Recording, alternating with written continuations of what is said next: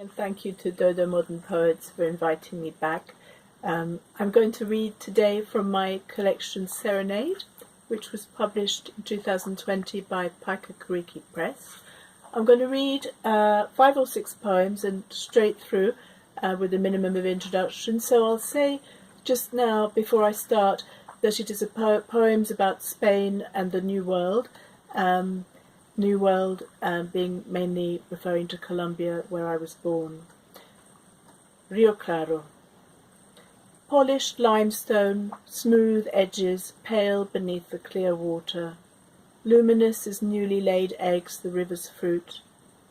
Sunspots dance, one fish and then another, a play of sun that leads a life of its own, bottom dweller at one remove.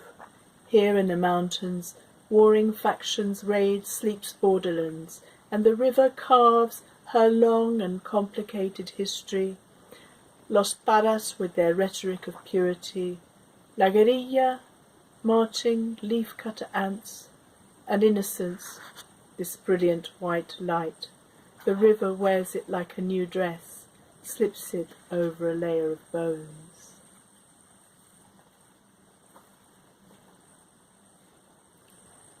Quinces. Bulbous the quinces sit on a turquoise platter. Skin puckers, roughness, dimple, nick and scar. Poised they balance, a rich expanse of flesh, heavy chess pieces, freighted years. Each a late Rembrandt, brush in hand, puffy-faced. After life has done with them what it does with us all, every disguise gone, left to evening light, a night candle and late clear birdsong, which lives like the worm in their yellow ore.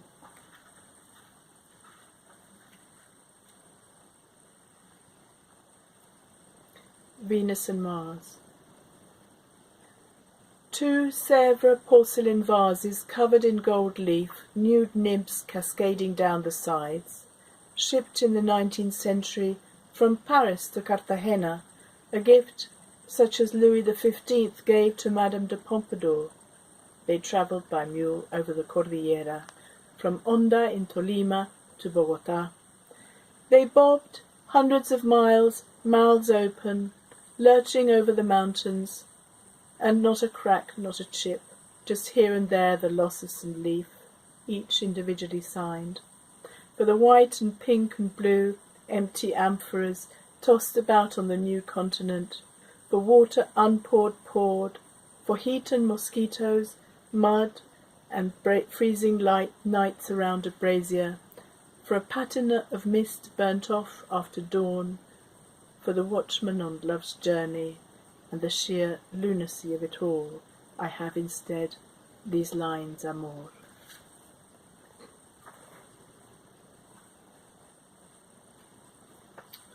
The next poem, Master of Works, is a sort of found poem, and it's composed from an original bill held in the Portuguese National Archive of Torre do Tombo, which a Master of Works presented in 1853 for repairs which were made to the Capella de Bom Jesus de Braga, and here it goes.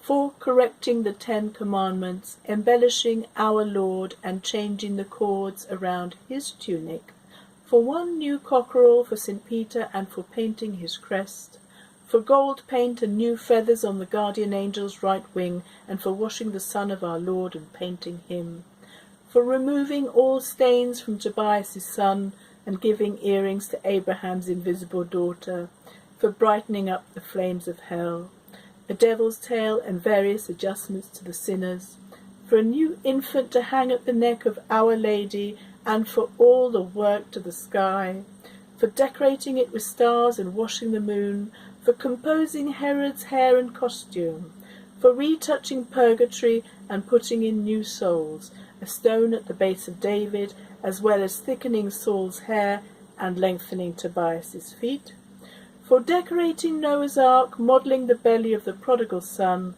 and cleaning Santinoco's left ear, for nailing a star which had fallen from the foot of the heavenly choir, giving St. Michael new boots and cleaning his sword, and last but not least, for cleaning the devil's fingernails and horns, the sum total of 2,545 reales.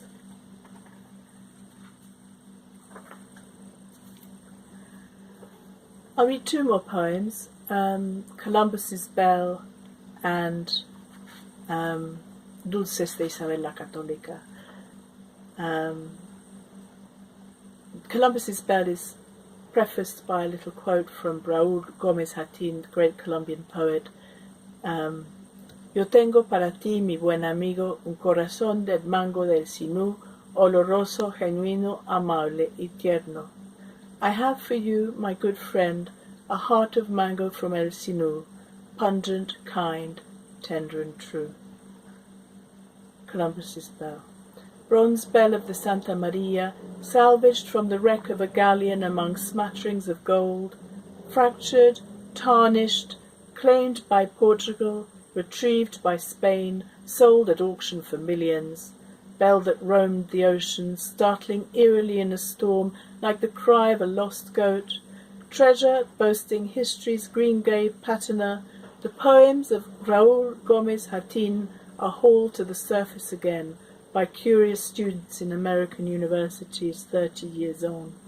Madman, drunkard, seer, scandalizing the staid literary world, smoking marijuana in his hammock under elegant balconies in Cartagena, drinking deep of his aguardiente spring, dreaming his boat set sail for paradise beside a half-moon bay of white sand, one in a long line of the broken, whose lines ring out again in a sudden swell.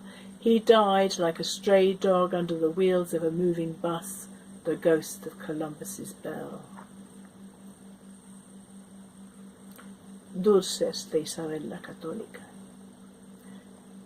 Feathery yolks of yemas de Avila, miniature suns in white paper ruffs, all the trays of pasteleria whose flour is weighed in the ghostly balance of the Puerta del Peso de la Harina, food of the ancestors, adventurers and second sons who drew the parchment mats, plotted as course by the stars, were incredibly brave and incredibly cruel, this white light cut with lemon rising in clouds, almonds and water and flour and oil, stuffed to the gills with sugar, the bitter, bitter, bitter, dulces de Isabel la Católica.